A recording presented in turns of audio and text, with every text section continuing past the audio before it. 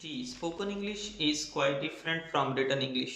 Written के अंदर बड़ी एक्यूरेसी होती है, बड़ी प्रिसिजन होती है, बड़ी ग्रामर होती है, spelling, grammar, word, vocab, all these things are cared over there in written skill. As per spoken skill is concerned, it's just to convey the idea, convey the message, to impart information, and to communicate with others.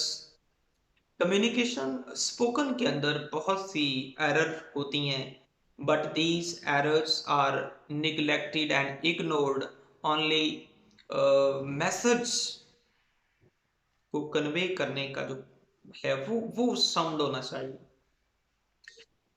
जो spoken English होती है उसमें रिफ्रेजिंग होती है, एलैबोरेशन, रिफ्रेजिंग, many mistakes, और उसमें रिपीटेंस बहुत होती है। Elaboration and repetitions and all that, this is very much over there in spoken English.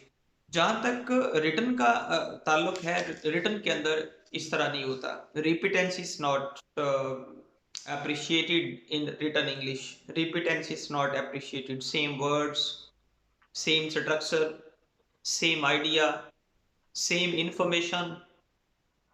ये जो रिपीटेंस है, जिसको रिडंडेंसी भी कहते हैं, redundancy is not allowed in written English. In spoken English redundancy is allowed.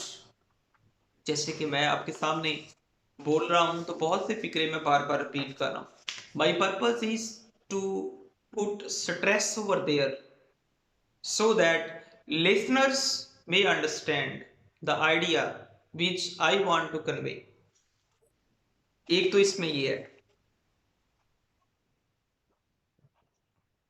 सबसे पहली चीज जो लिसनिंग में आती है वो होती है स्पीड। जो सेकंड लैंग्वेज लर्नर्स होते हैं, जिनकी इंग्लिश सेकंड लैंग्वेज होती है, जब वो इंग्लिश को सीखते हैं तो उनके लिए सबसे ज्यादा जो एक चीज प्रॉब्लम क्रिएट करती है, the barrier of understanding, this is the speed of the native speaker. Native speaker बहुत तेज बोलेगा, वो बहुत फ्लुएंटली, बहुत स्पीडली बोलेगा। जब वो स्पीडली बोलेगा तो जो सेकंड लैंग्वेज लर्नर है, उसकी समझ से वो चीजें ऊपर से गुजरती जाएंगी। He is not able to understand well because of the speed. Speed की वजह से। अच्छा, तो एक चीज मैं आपको बता दूं कि जो स्पीडली स्पीकिंग होती है, इसका सोल्यूशन ये नहीं है कि वो आहिस्ता आहिस्ता बोले। इसका सोल्यूशन बड़ा इंटरेस्टिंग है। आहिस्ता बोलना सोल्यूशन नहीं है। इसका सोल्यूशन जो है वो इस कदर इंटरेस्टिंग है, लिसन टू मी केयरफुली। एक तो इसका सोल्यूशन ये है कि आप उसमें पॉजेस क्रिएट करें। Put pauses into your sentences, into your phrases, put pauses over there. आप उसमें पॉजेस रखें। Slow speed, this is not the solution. First solution is to put pauses over there. मिसाल के तौर पर, ये जब कोई भी स्पीकर आप क्लास पढ़ाएं तो क्लास के दौरान अगर आप बहुत स्पीडली बोलेंगे इंग्लिश तो स्टूडेंट्स इसको अंडरस्टैंड नहीं करेंगे। सोल्यूशन आपके पास ये नहीं है कि आप आहिस्ता बोलें, स्लो स्लो स्लो बोलें। आप अपना नेचुरल वे ऑफ स्पीकिंग उसको जारी रखें, लेकिन दरम्यान में पाजीज को रखें।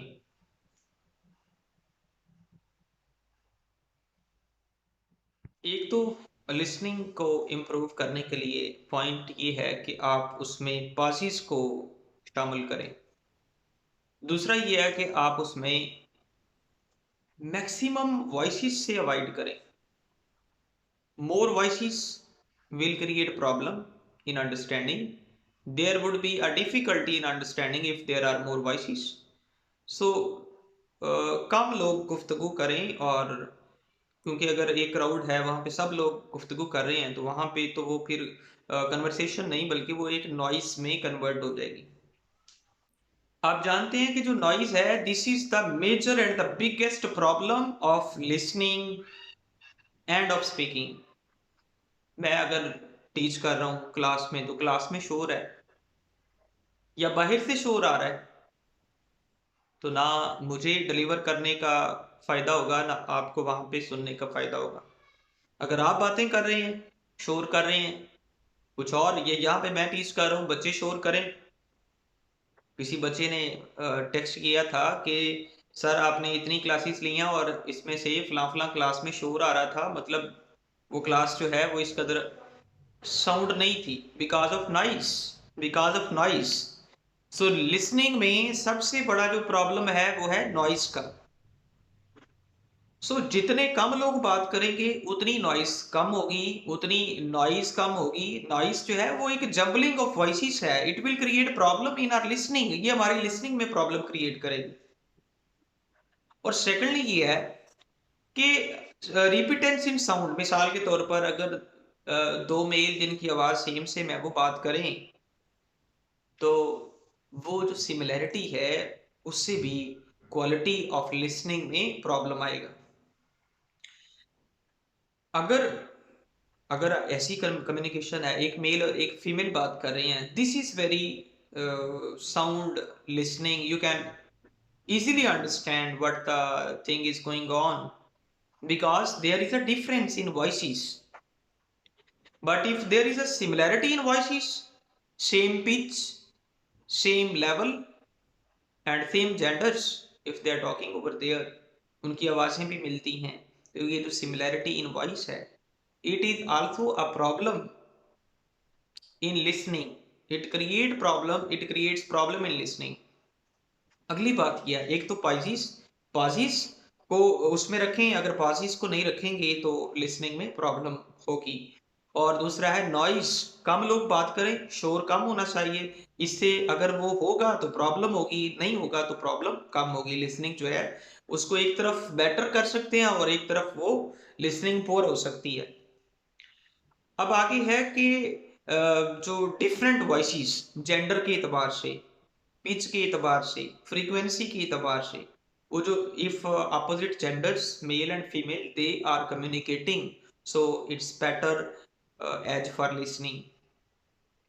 अब इसके बाद जो अगला है, लिसनिंग में प्रॉब्लम भी उससे आ सकती है। अगला जो फैक्टर है वो ये है कि आप रिलेशन को स्पेशल रिलेशन, स्पेशल रिलेशन कहते हैं relation of time and place, time and place. एक छोटी सी गली में गुफ्तगू हो रही है, एक बैंक के अंदर कुछ चीज speaking, you are listening over there, something you are listening in a bank and something you are listening in a small lane, छोटी सी गली में गुफ्तगू हो रही है। तो आपकी लिसनिंग जो है वो प्लेस के एतबार से लिसनिंग पे असर पड़ेगा।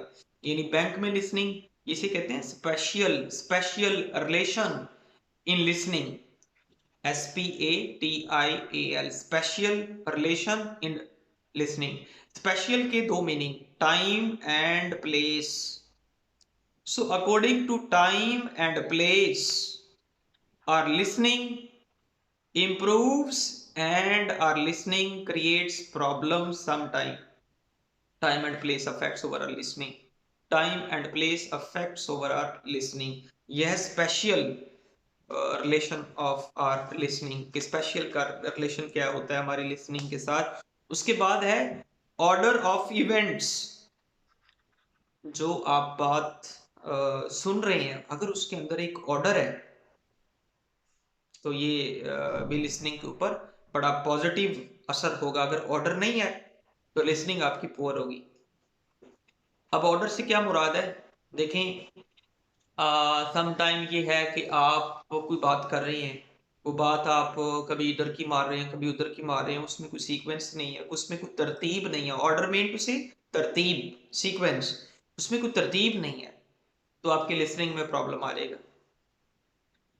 एमए इंग्लिश के सिलेबस में एक नॉवल है हार्ट ऑफ डार्कनेस, उसके अंदर कोई तरतीब नहीं है, तो वो जब रीडर फर्स्ट टाइम उसको पढ़ता है तो वो उसकी सिनॉप्सिस को, उसकी कहानी प्लॉट को समझ नहीं पाता सही तरीके से, क्योंकि कोई बातें पहले आ जाती हैं, कोई बातें बाद में आती हैं, तो उसके अंदर एक ऑर्डर नहीं है। So whatever you are listening, there must be an order order will affect over your listening, order आपकी लिसनिंग पे असर करेगा। उसके बाद है कि एक इंटरेस्टिंग चीज अगर आप सुनेंगे, एक बिल्कुल कॉमन सी बात है कि अगर आप इंटरेस्ट इंटरेस्ट लेके सुनेंगे तो उससे आपकी जो लिसनिंग है वो बड़ी इम्प्रूव होगी। और अगर आपको इंटरेस्ट ही नहीं है तो आपकी लिसनिंग जो है वो पुअर हो जाएगी। मिसाल के तौर पर अगर आप मैं जब स्पोकन कोर्स करवाता हूँ तो मैं बच्चों को इंडियन इंग्लिश ड्रामा अक्सर मैं उसको विजुअल एड प्रोजेक्टर पे देता हूँ। तो उससे क्या होता है कि वो बच्चे जो हैं वो इंग्लिश ड्रामा ड्रामा भी देख रहे होते हैं और इंडियन इंग्लिश ड्रामा में दिखाने की कोशिश करता हूँ, क्योंकि इंग्लिश का जो इंडिया वाले हैं उनका जो बोलने का तरीका है वो तकरीबन similar to Pakistani way of speaking हम का सेम है। और अंग्रेज जो है वो ज्यादा फ्लुएंसी के साथ बोलेगा, वो पाजीज भी नहीं लेगा, वो चीजों को कॉन्ट्रैक्ट भी करेगा, यानी कि चीजों को शॉर्ट में बोलेगा। जैसे I do not go over there तो वो कहेगा डोंट गो ओवर देयर।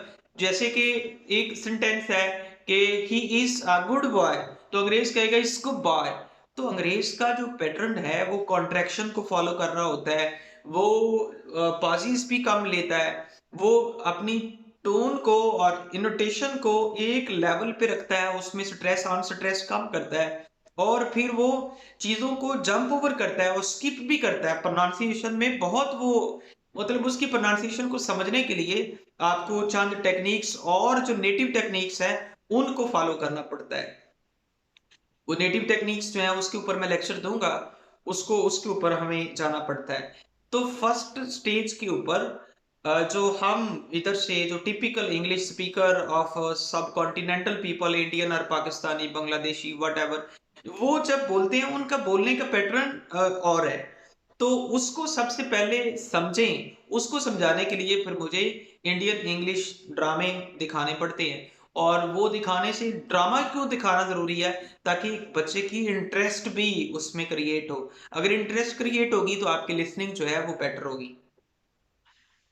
तो ये जो मैंने बातें डिस्कस की हैं, एक तो लिसनिंग को बेटर करने के लिए लिसनिंग कहाँ पे पुअर है, दोनों पहलू आप पकड़ लें, poor listening and improved listening. उनके पॉइंट्स को साथ साथ लिख लें, एक नोटबुक के ऊपर एक लाइन ड्रा करें, एक तरफ एलिमेंट्स ऑफ पुअर लिसनिंग, उन्हीं एलिमेंट्स को फॉइल कर दें, मतलब अपोजिट कर दें उन्हीं एलिमेंट्स को, तो वहां पे पुअर लिसनिंग हो जाएगी। उन एलिमेंट्स को रिमूव करें तो लिसनिंग अच्छी हो जाएगी। तो जिस तरह के मैंने उसमें बताया कि वॉइस नॉइस नहीं होनी चाहिए, कम लोग बात करें, जो अपोजिट जेंडर बात करें मैन एंड वमेन तो वो ज्यादा क्लियरेंस आ सकती है। और फिर एक ऑर्डर होना चाहिए और फिर एक इंटरेस्टिंग कहानी होनी चाहिए, वाकयात में ऑर्डर होना चाहिए। These are some points, by following these points we can improve our listening and we can uh, overcome over the barriers in our listening। हम अपने listening barriers को overcome कर सकते हैं। Okay ji, that's all for this topic, so see you next time in next class। Allah Hafiz।